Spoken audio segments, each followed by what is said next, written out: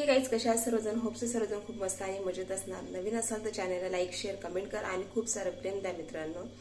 तर आज परत एकदा मी तुमच्यासाठी नवीन रेसिपी घेऊन आले आहे. तर ती रेसिपीचं नाव आहे बोंबलाची भाजी, सुकी बोंबलाची भाजी.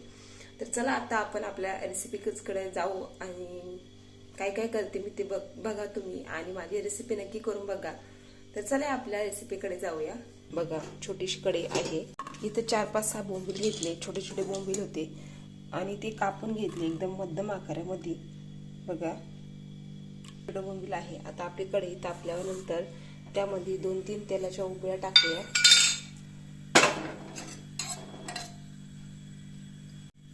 आणि आता तेल पण आपलं तापलेलं आहे. आपण हे जे बोंबील धुतलेले आहेत ना पाण्यामध्ये जे टाकलेले ते आपण हे तेलामध्ये तळून घेऊ, म्हणजे वैस वास येत नाही त्याचा. थोडेच बोंबील आहे. हे बोंबील मस्तपैकी आता तेलामध्ये फ्राय करून घ्यायचे.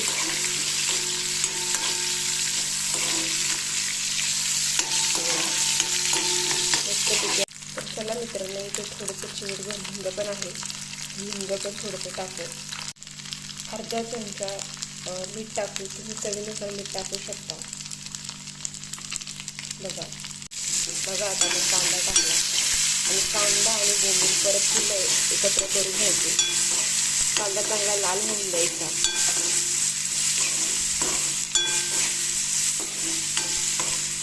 बघा आता आपला कांदा लाल पण झाला. त्यामध्ये थोडा टमाटा ॲड करला. 2-3 लसणाच्या पाकळ्या पण टाकल्या. परत सर्व मिश्रण एकत्र करायचं. थोडीशी चवीनुसार तुम्ही कोथिंबीर टाका. भाजी शिजल्यानंतर टाकली तरी काही हरकत नाही.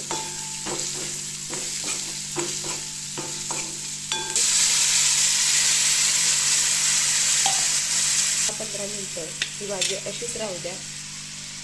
त्यावरती झाकण ठेवून आपण ही भाजी वाफत ठेवूया. तर मित्रांनो बघा आपली सुकी बोंबलाची भाजी तयार झालेली आहे.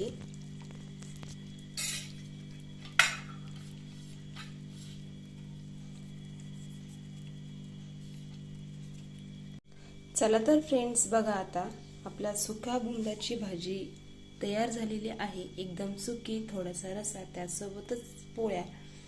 तर माझी रेसिपी तुम्हाला कशी वाटली कशी नाही ते कमेंट करून सांगा. आणि अजिबात त्याचा वास येत नाही. खायला पण एकदम छान आहे. तुम्हीही नक्की ट्राय करू.